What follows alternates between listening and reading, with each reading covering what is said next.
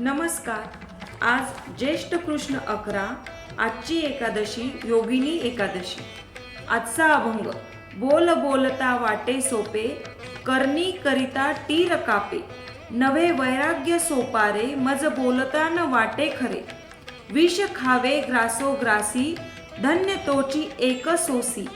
तुका म्हणे करुणी दावी, त्याचे पाय माझे जीवी.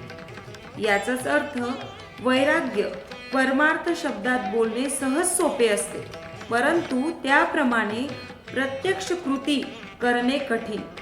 त्यातला कठीणपणा स्पष्ट करण्यासाठी संत तुकारामांनी प्रत्येक घासाबरोबर विष खाण्या इतके वैराग्य परमार्थ कठीण आहे असे सांगितले आहे.